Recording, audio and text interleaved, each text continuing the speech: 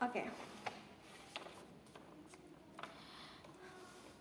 Sebagai BG yang membangun karirnya sesusah payah itu dengan peluh keringatnya, kemudian diberikan pilihan, apakah lebih memilih untuk menerima atau menolak tawaran film yang terdapat isu pelanggaran HAM di dalamnya.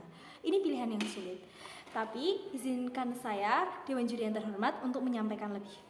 Dalam mosi, Dewan ini sebagai BG lebih memilih untuk menolak tawaran film tersebut. Kami sebagai tim oposisi jelas tidak setuju dengan mosi ini, karena menurut kami sebaiknya BG memilih untuk menerima tawaran film tersebut. Karena yang pertama, dalam informasi yang telah diberikan, isu tersebut belum terbukti secara hukum. Maka dari itu, ini bisa kita kategorikan tuduhan palsu karena tidak terdapat bukti.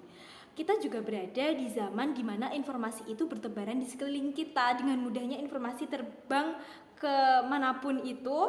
Oleh karena itu sangat mudah bagi oknum atau kelompok-kelompok tertentu untuk menyebarkan hoaks seperti itu. Maka dari itu, dari sisi pemerintah perlu meninjau lebih lanjut tentang isu kemanusiaan dan pelanggaran HAM tersebut, dan sebaiknya tidak gegabah untuk langsung menolaknya.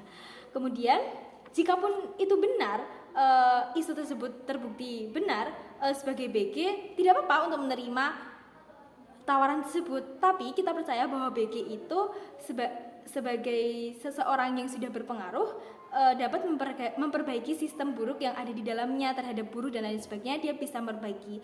Karena kenapa kita percaya bahwa BG itu dapat memberi pengaruh yang besar? Seperti yang dikatakan di awal, dari kasus ini kita dapat melihat bahwa BG termasuk aktor paling berpengaruh di negaranya. Jika dalam negaranya sendiri saja dia bisa mempengaruhi negara, apalagi jika dia mempengaruhi proyek yang tidak sebesar negaranya. Saya yakin bahwa BG itu bisa mempengaruhinya dan memberikan dampak positif dalam proyek tersebut. Karena dia seharusnya sangat mudah untuk mempengaruhi dan meluruskan hal-hal yang sekiranya itu melanggar, apalagi dalam lingkup yang tidak sebesar negaranya. Oke, kemudian kenapa jangan kita langsung menolak tawaran tersebut? Karena jika kita menolak, kesempatan besar akan hilang. Sebagai BG yang telah berjuang dari lama, dari dia nol sampai sekarang sudah terkenal dan berpengaruh itu, kita kehilangan kesempatan yang besar. Padahal jika kita ambil kesempatan itu dan BG itu bisa melejit lebih tinggi, bisa mempengaruhi banyak orang lagi, berkembang dan dikenal lagi oleh masyarakat yang banyak, dia sangat dengan mudah untuk menyuarakan isu-isu kemanusiaan dan keadilan sosial yang telah dia perjuangkan sejak lama. Oleh karena itu, jika dia langsung menolak, maka kesempatan besar ini tidak bisa datang lagi dan dia kehilangan momen ketika dia bisa mempengaruhi banyak orang untuk isu-isu kemanusiaan dan keadilan sosial itu.